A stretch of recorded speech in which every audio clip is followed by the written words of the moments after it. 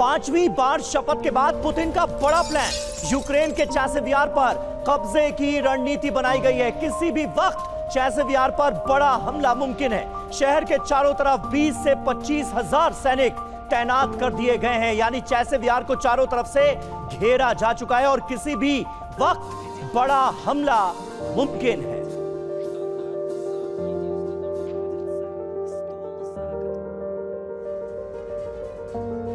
तो देखिए, पुतिन का प्लान चासिव यार ये है कि आइए जरा इसे डिकोड करने की कोशिश करते हैं। जो अहम और एक्सक्लूसिव जानकारियां हमारे हाथ लगी हैं वो आपके सामने रखने जा रहे हैं। चासिव यार पर दरअसल कब्जे की तैयारी में है रशिया, इस पूरे इलाके पर कब्जे की तैयारी में रूस है। पुतिन का प्लान चासिव यार, मनीष और सुमित, पूरा प्लान इस वक्त हम अपने दर्शकों के सामने रख रहे हैं क्योंकि चासिव यार स्ट्रैटेजिक तौर पर बहुत अहम इलाका है। चासिव यार के चारों तरफ 25,000 जवानों की तैनाती की गई है।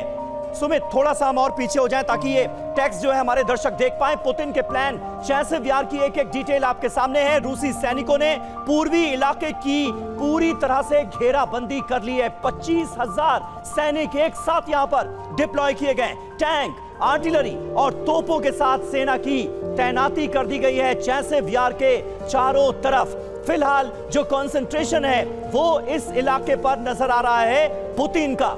9 मई से पहले चासिव यार पर कब्जे की ये बड़ी तैयारी नजर आ रही है और चासिव यार ऑपरेशन कैसे आने वाले वक्त में अंजाम दिया जाना है, इससे जुड़ी अहम जानकारियां लगातार हम आप तक पहुंचाते रहेंगे। लेकिन सुमित, आपसे ही जानना चाहूंगा, ये चासिव यार इतना इंपॉर्टेंट क्यों है? जल्दी से बता दें, उसके बाद हम मेहमानों का चासिव यार के ऊपर कब्जा करने के लिए और उसकी डिप्लॉयमेंट करने के लिए पुतिन ने पहले से मन बना रखा था, ऐसा नहीं है। कल उनकी पहली डिप्लोमेटिक मीटिंग है, वो भी आर्मेनिया के प्राइम मिनिस्टर के साथ है। तो निश्चित तौर पर शपथ लेने के तुरंत बाद वो अपने उन प्लान्स पर काम करना चाहते हैं जो लगातार उन्होंने बहुत लंबे समय से यूक्रेन वॉर को लेकर छोड़े हुए थे। और लगातार ये इसलिए भी जरूरी है क्योंकि रूस ये चाहता है कि अब उसकी आगे की पोस्टरिंग डिफेंसिव ना हो और ज्यादा मजबूत ऑफेंसिव ऑपरेशंस पे हो। बिल्कुल। मनीष, कुछ ऐड करना चाहेंगे? चासिव यार कितना इंपॉर्टेंट है रशिया के लिए? बिल्कुल, देखिए चासिव यार अगर आप देखें बाखमुत और अवदीवका के बाद अगर उसके बैकअप सिटी के तौर पर लगातार यूक्रेनी सेना चासिव यार का इस्तेमाल कर रही थी। और अब अगला टारगेट चासिव यार है। चासिव यार के बाद फिर केवल स्लोवियांस्क एक सिटी बचेगा और उसके बाद पूरा का पूरा डोनेत्स्क जो है वो रूसी नियंत्रण में आ जाएगा। लेकिन मैं आपको बताऊं कि देखिए टीवी 9 के इस कवरेज को आप देखिए कि हम लगातार जहां हमारे स्टूडियो में एक्सपर्ट गेस्ट मौजूद हैं, वहीं मॉस्को से हम एक के बाद एक लाइव मौजूद देख रहे हैं। और मैं देख पा रहा हूं कि जो सामी कोतवानी क्रेमलिन से मौजूद हैं, तो क्रेमलिन के पास से भी लगातार हमारे गेस्ट टीवी 9 पर लगातार बता रहे हैं कि पुतिन के 5वीं बार शपथ ग्रहण के मायने क्या हैं। तो अभी हमने अपने अभय सिंह को सुना जो पुतिन की पार्टी के नेता हैं। इससे पहले हमने एक और क्रेमलिन के पास से लाइव दिखाया था और अब हमारे एक और गेस्ट हमारे साथ जुड़ चुके हैं जिनका नाम सामी कोतवानी है और वो क्रेमलिन के पास से ही मौजूद है और जो आपको बताएंगे कि अभी क्रेमलिन में क्या हालचाल है। लेकिन इसमें कोई दो राय नहीं कि पुतिन ने 5वीं बार शपथ ली और उस शपथ को केवल रूस में ही नहीं बल्कि पूरी दुनिया उस पर नजर गड़ाए हुए बैठी थी, क्योंकि पुतिन क्या करेंगे बात उन्होंने अपने इस स्पीच में ही कह दिया कि उन्होंने साफ तौर पर कहा कि संविधान में मुझे रूस की रक्षा की शपथ दिलाई गई थी और हर हालत में मैं रूस की रक्षा करूंगा।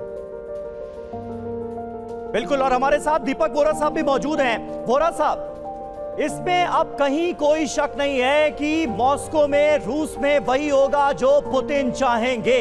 पुतिन साफ तौर पर कह रहे हैं कि रूस को हमें वर्ल्ड पावर बनाना है। आने वाले वक्त में उनका इरादा क्या है, खास करके यूक्रेन को लेकर वो किस हद तक जा सकते हैं? हमने देखा किस तरह से शपथ ग्रहण से ऐन पहले यूरोपियन यूनियन के तमाम देशों को रूस धमकाता हुआ नजर आया। क्या होता देख रहे हैं आप? सबसे पहले तो मैं पुतिन साहब को मुबारक देता हूं और कहना चाहता हूं मित्ता भी अल्यूबिन, इसका मतलब हम आपसे बहुत मोहब्बत करते हैं। Well done. आपने जो अपने देश के लिए किया है उनका आत्मविश्वास उनको लौटा दिया है। एक तरह से आप जंबोबंता हैं, उनकी ताकत जो उनके अंदर थी आपने उनको याद करा दिया।